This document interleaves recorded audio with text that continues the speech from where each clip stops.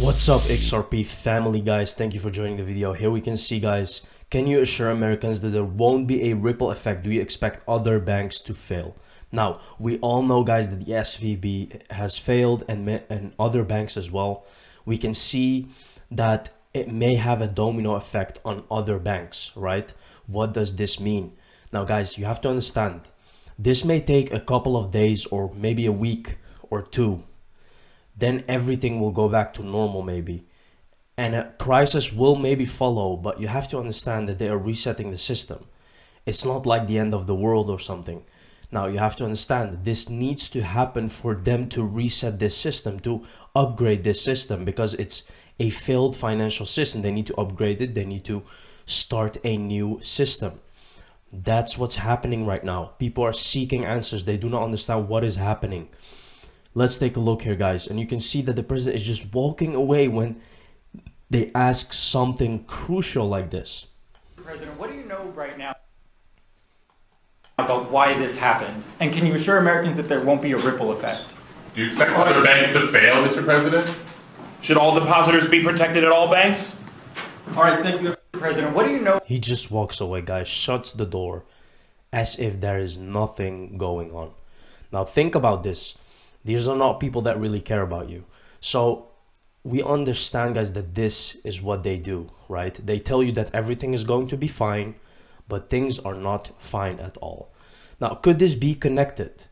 If you remember, David Jules Schwartz, you all have until November 4th to figure out what the Roku channel is. Look at this, guys.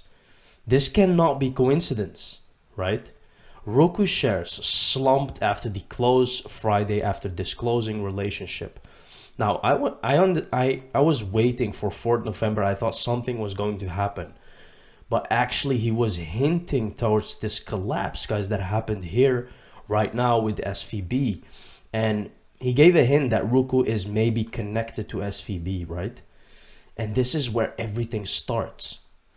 ISO 222 based wholesale CBDC bridge replaces Nostro-Vostro accounts plus correspondent banks with liquidity pools using Ripple on-demand liquidity. A major find in a document. MCBDC bridge replaces Nostro-Vostro accounts and correspondent banks with liquidity pools. Look at that. As you can see here, the liquidity pool is defined as a hub of pre-collateralized currency, payment made in one currency with wholesale CBDC.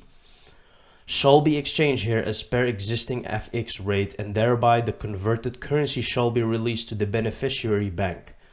Now you can see how this works, guys, and this is the system that they are creating, right? That we are waiting for. The second way to maintain the liquidity pool is by bringing the MCBDC bridge on Ripple's on-demand liquidity platform. Very simple. So you can see, guys, that this is what they are going to be using.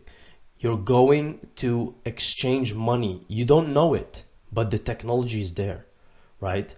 FDIC's 2019 Crypto Asset and Distributed Ledger Technology Vision to Reality 2013 Assets and Payment Platform Ripple. Third page, you really think the FDIC want to destroy crypto? Doubt it, right? Because a lot of people think that they are doing this to destroy crypto. Now, there may be something like an attack on crypto right now, where they are closing down the banks that are crypto friendly, and where they are seeking to actually minimize the access of people to crypto. It's a possibility, right? Many people are saying that this is the case of banks closing as well. I think it's going far further than that, guys. I think it's due to the financial system. They are trying to upgrade the system. We need time. They need time to upgrade, so they put everything out, right? Everything is offline for a time, maybe a week. You cannot bank, a lot of problems, and then everything will be up and running again. FDIC research on crypto assets, page 4 here explains the difference between Ripple, BTC, ETH, Bitcoin Cash, and Litecoin. Here we can see FDIC on crypto assets research, doubt they want to kill it but keep it to themselves. Vision to reality, right? So they know about crypto for a very long time, guys. They understand that people kind of run away to crypto when stuff like this happens as well. Banks go down and all that stuff. Maybe they're trying to minimize that, right? So right now people have problems with buying crypto. It's not easy. So this is definitely one of the things that they're trying to do. XRP is the only accurate solution capable of ending the American banking crisis. SVB Bank, says Hassan. So here we can see Fanda's banking collapse is no mistake. They spoke about large bank resolutions back on 11/9/2022. Large bank most certainly failed due to liquidity. Now, I was talking about this video at this date, right? We made a video about this many times, that it is coming. It was already coming, guys. This is not something new.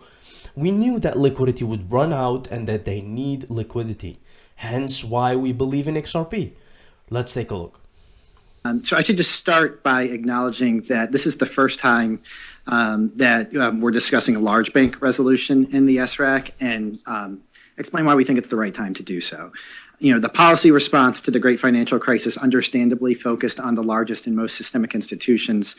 At the same time, we at the FDIC have taken a number of meaningful steps to improve large bank resolvability, and have long been attentive to the significant challenges that are posed by what are sometimes referred to as regional banks or DSIBs, but I'll just simply call them large banks for this discussion.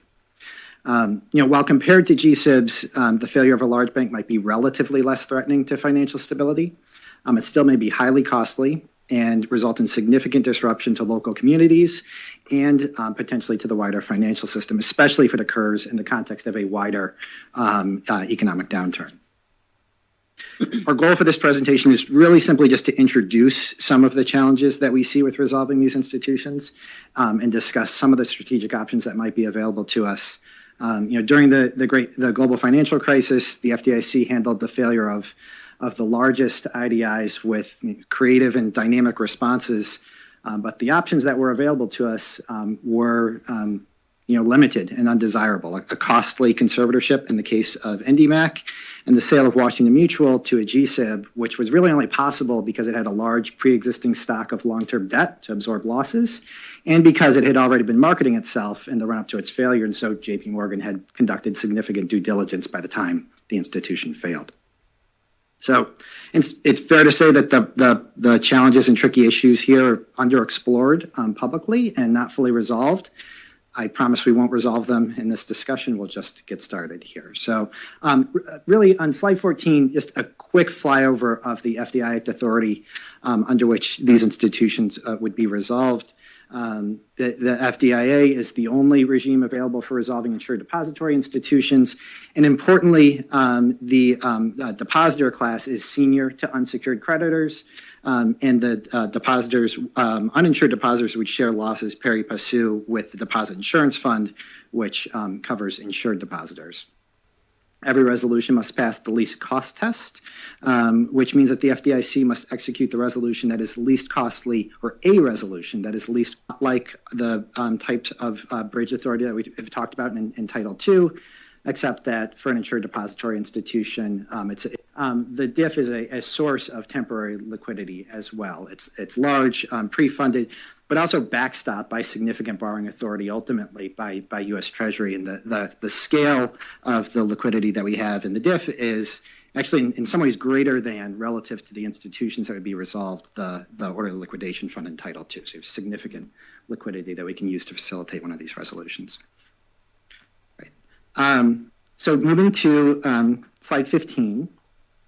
So here we can see, guys, where they talk about the liquidity that they don't have, right? We saw in the sheets when SVB failed, we saw the deposit insurance fund, we saw how much they're covering, so how much money they actually have, and the depositors funds, which was like 9 trillion, and they just had 1% of that to cover it.